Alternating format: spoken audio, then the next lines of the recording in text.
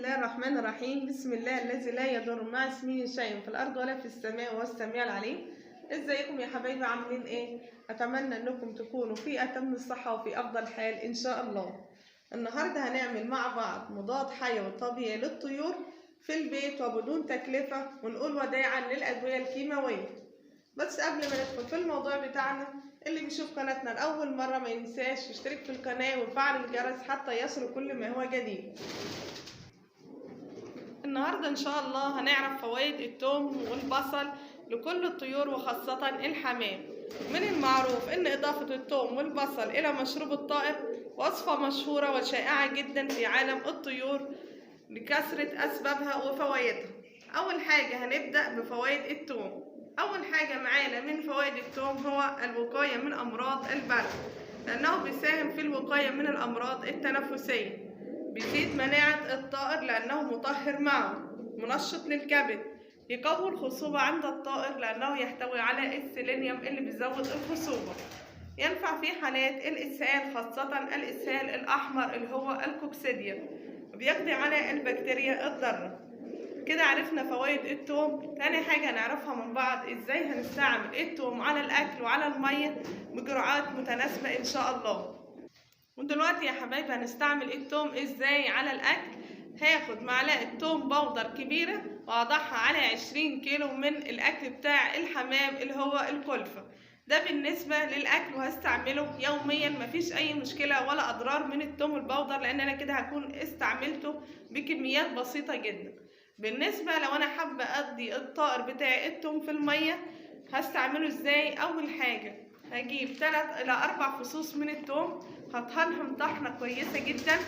هحط الثوم اللي معايا دوت على لتر مية وهتركه لمدة نص ساعة علشان المواد الفعالة الموجودة في الثوم كلها تنزل معايا في المية.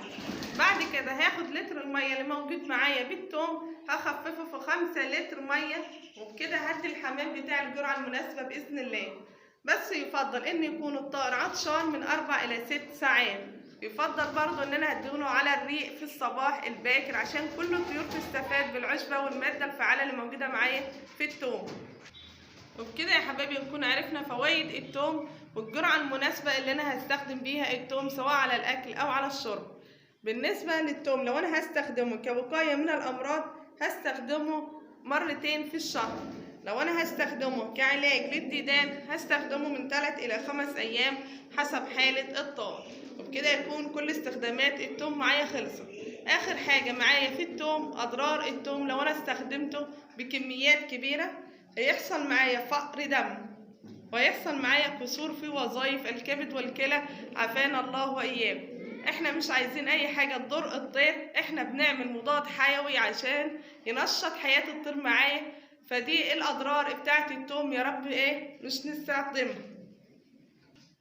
وتاني حاجة يا حبايبي عايزة اتكلم فيها النهاردة هي فوائد البصل. والبصل مش بيقل في اهميته زي الثوم. اهميته زي اهمية الثوم، في املاح معدنية، في كالسيوم، في فوسفور، في حديد، في زنك، في الياف. وكل الحاجات ديت اللي موجودة معايا مهمة جدا جدا للطائر اللي موجود معايا. هو مطهر معه لمعدة الطائر، بيقتل البكتيريا الضارة الموجودة في الدم. في مادة جدا جدا مفيدة لبناء الريش، بيقاوم هشاشة العظام، مضاد لفيروس البرد والإنفلونزا. وكده يكون عرفنا كل أهمية البصل بالنسبة للطيور. وبكده يا حبايبي يكون عرفنا أهم فوائد البصل. تاني حاجة حابين إن احنا نعرفها مع بعض هي ازاي هستخدم البصل سواء على الأكل سواء على الشرب. البصل يعتبر في استخداماته زي الثوم، فأنا هستخدم معلقة كبيرة من البصل البودر على 20 كيلو من أكل الطائر اللي هو المفضل الكلفة. بالنسبة لو أنا هضع البصل اللي معايا في المية، هجيب بصلة صغيرة أو ربع بصلة كبيرة وهقطعها قطع صغيرة وأحطها على لتر مية. ونفس الكلام ان انا هتركها لمدة نص ساعة عشان المواد الفعالة اللي في البصل كلها تنتشر في المية. بعد كده هحلل اللتر المية دوت على 5 لتر مية، وهدي جميع الطيور اللي معايا، خاصة انا اللي معايا دلوقتي الحمام، الكمية المناسبة ان شاء الله. لان انا لو استعملته بكميات زيادة برضو ليه اضرار معايا، هنتعرف عليها دلوقتي مع بعض. اول حاجه لو انا استعملت البصل بكميات كبيره بيحصل فيه اضطرابات في معده الطائر، ودي حاجه مش محبوبه معايا. تاني حاجه بيحصل خمول وقله نشاط للطائر، ودي كمان حاجه مش محبوبه معايا.